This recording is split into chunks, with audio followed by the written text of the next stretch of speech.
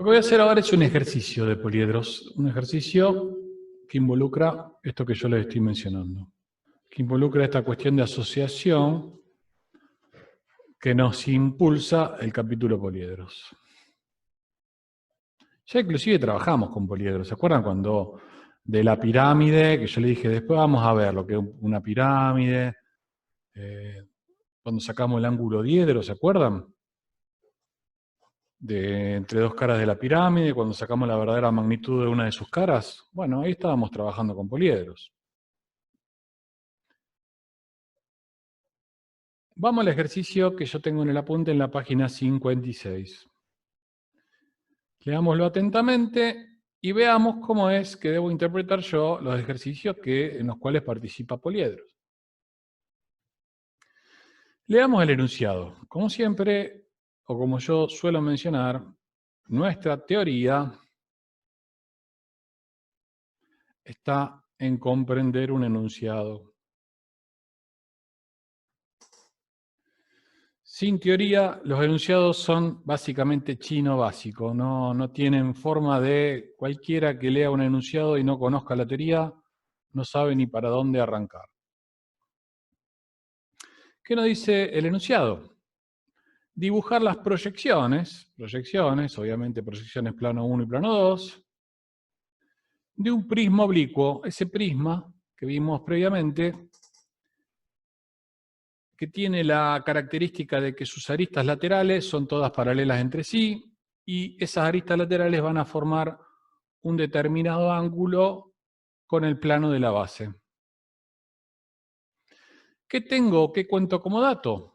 Y el dato justamente es la base de ese prisma. Y esta base es una base de esas hechas y derechas. ¿Por qué? Porque es una base que está apoyada en el plano horizontal.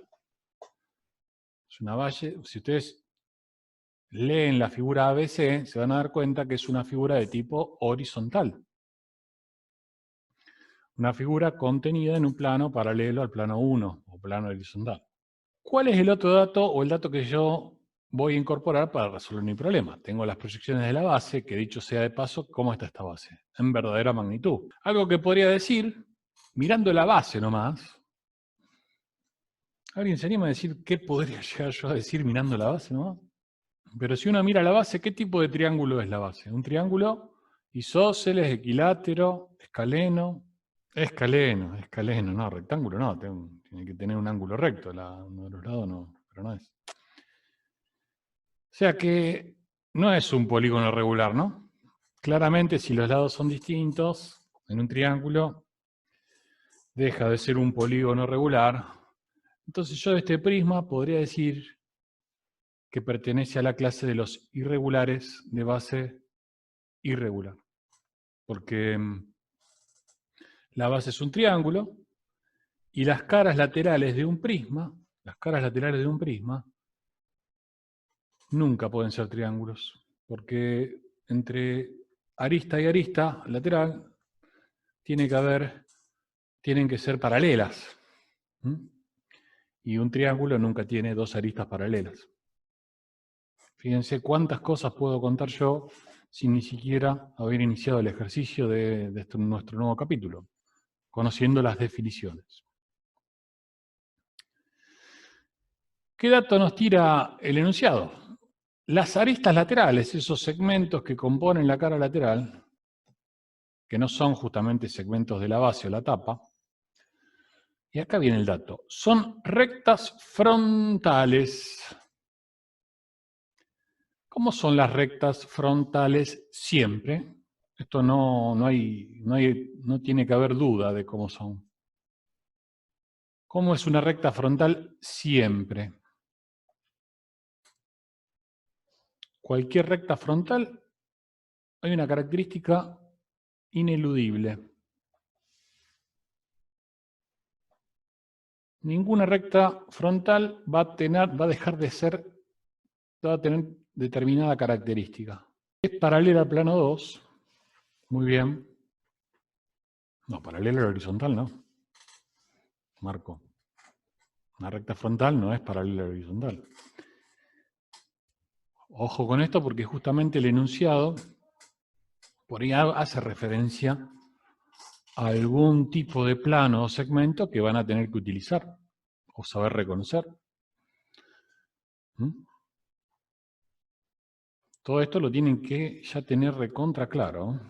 Las rectas frontales siempre, siempre, sea cual fuera su naturaleza, en mis proyecciones aquí, voy a dejar una recta frontal cualquiera. Una recta frontal que se digne de ser frontal cuando se proyecta en el plano horizontal, tiene que ser perpendicular a la línea de enlace. Y acá arriba puede tener cualquier orientación. Puede ser, esta puede ser una opción, puede ser así, puede ser así. Pero lo que no va a dejar de ser nunca, perpendicular a la línea de enlace en el plano horizontal. ¿Estamos? Si las aristas laterales nacen, todas,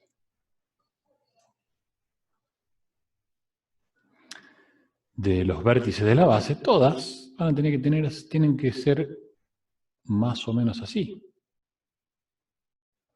Nacen en un vértice de la base y su proyección horizontal termina siendo perpendicular a la línea de enlace. Todas, ¿no?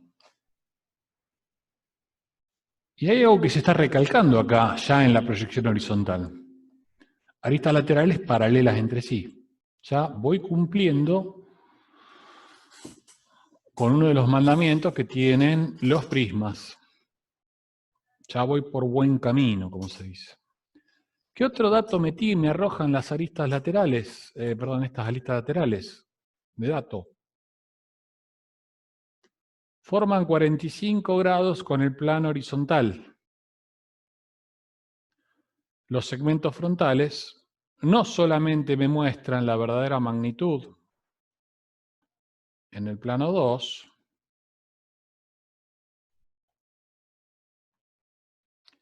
sino que además, ¿qué me mostraban? Que por ahí no le dábamos mucho a bolilla. El ángulo que forman con el plano 1. ¿Ese ángulo cómo lo mido? Ese ángulo se mide respecto de una horizontal, la recta.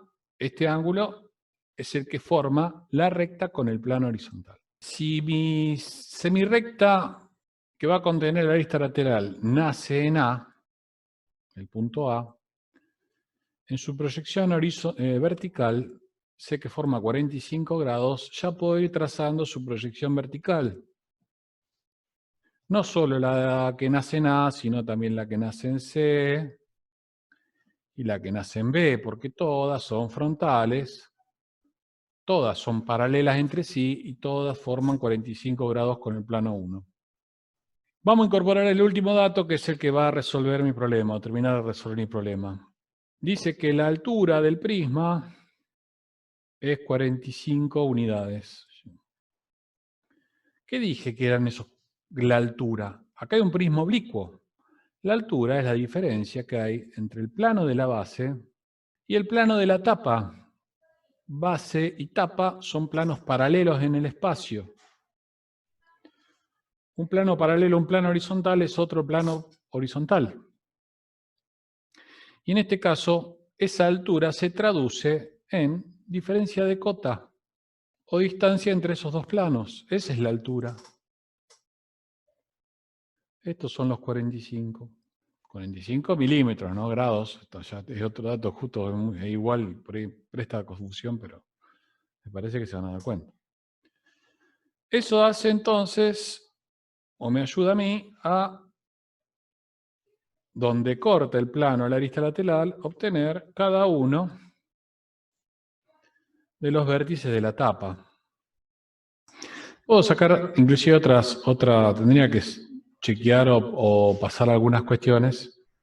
Por ejemplo, esta cara que yo estoy dibujando, que es la tapa, como es paralela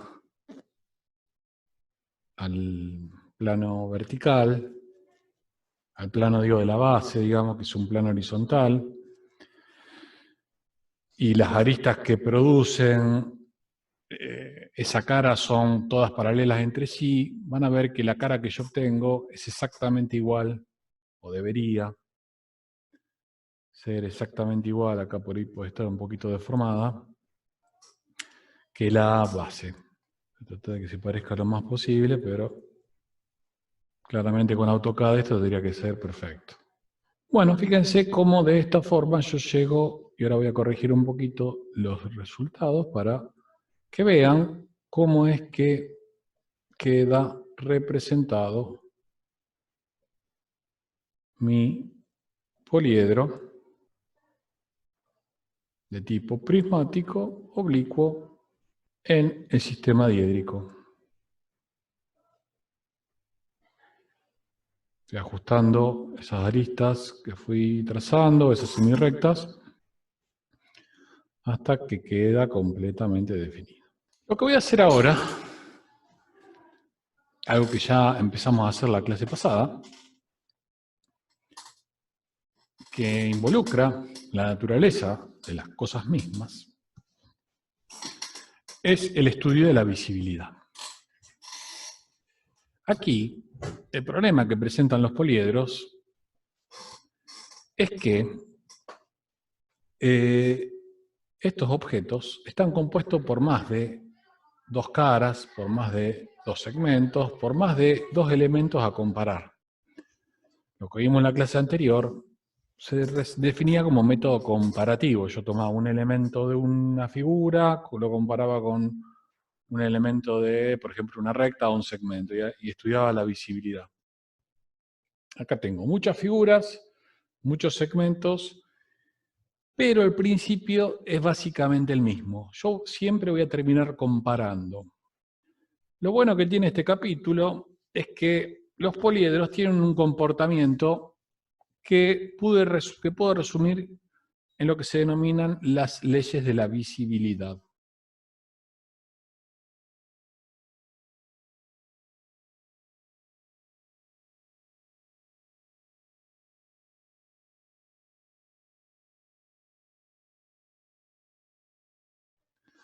O sea, un comportamiento en el estudio de la visibilidad que es siempre el mismo.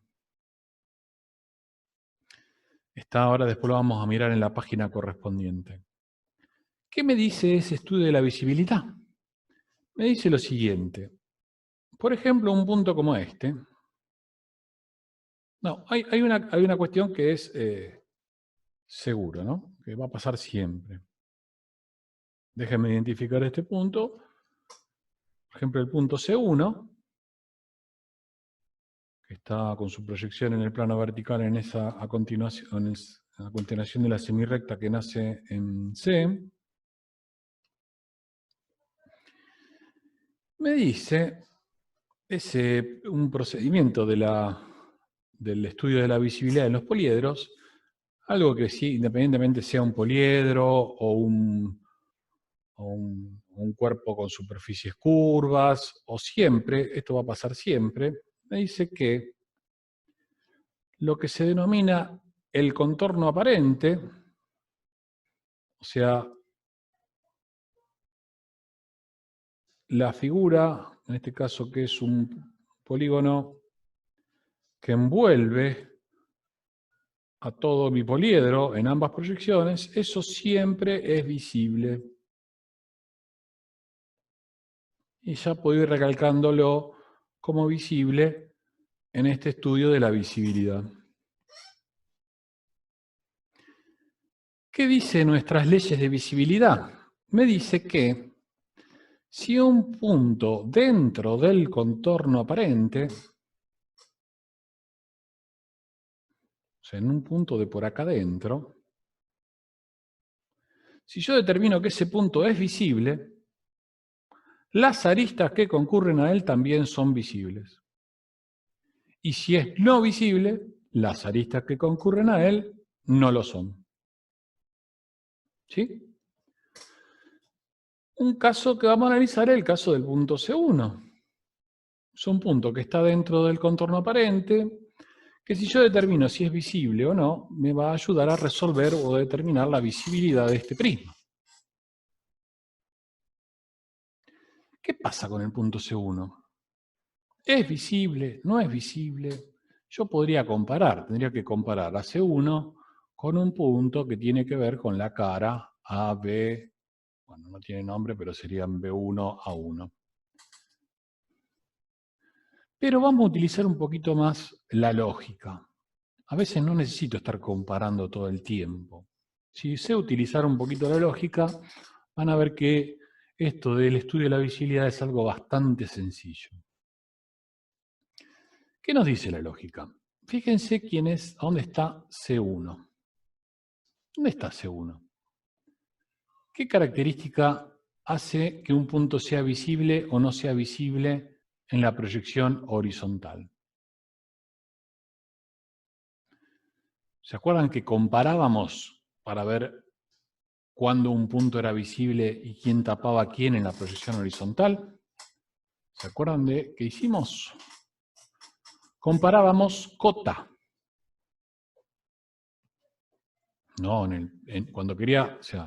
cuando yo quiero determinar quién es visible en el plano horizontal, yo estoy viendo desde arriba. El que esté más arriba es el que va a tapar al que esté más abajo. Y eso va a terminar de definir, en este caso, si C1 es visible o no es visible. Porque lo estoy viendo desde arriba en el plano horizontal. ¿Mm? C1 es un punto de máxima cota. No hay ningún punto que supere en cota a C1. Hay algunos que tienen la misma cota, ¿sí? Toda la tapa tienen todos puntos igual cota que C1, pero ninguno tiene más. No hay ninguno que lo pueda tapar. Eso, y sencillamente ese análisis, sin necesidad de tomar otro punto, sin necesidad de identificar la cota que tiene ese otro punto cuando lo compare, hace que yo me dé cuenta que C1 es visible, siempre va a ser visible en el plano horizontal. Entonces, con estas leyes que le estoy presentando, me dice que las aristas que concurren a él también son visibles. Eso hace, además,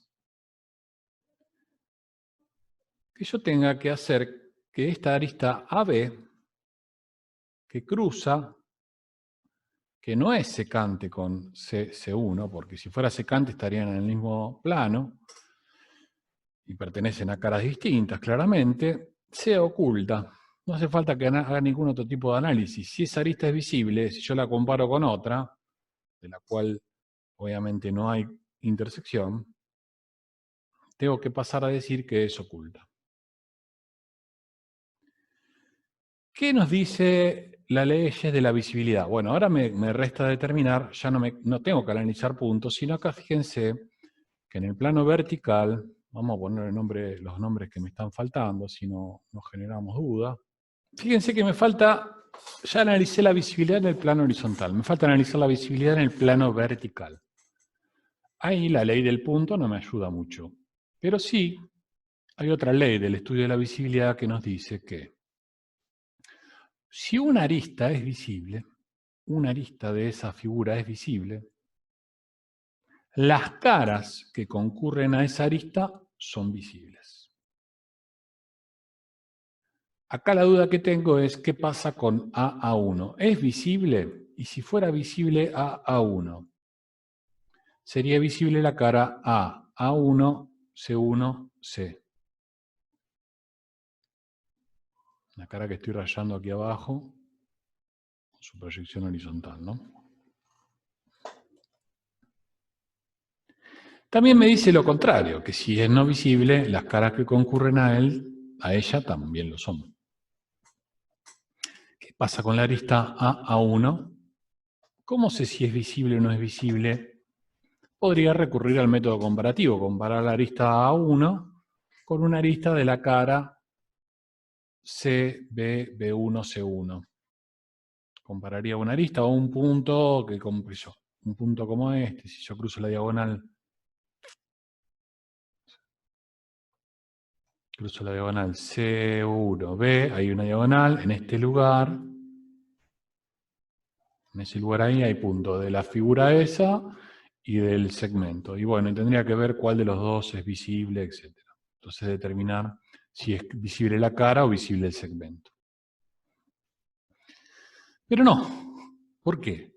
No voy a hacer eso porque ¿dónde está A1?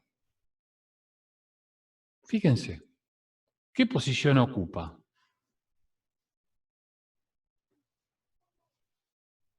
Cuando yo analice la visibilidad en el plano vertical, voy a estar analizando ahora sí apartamentos.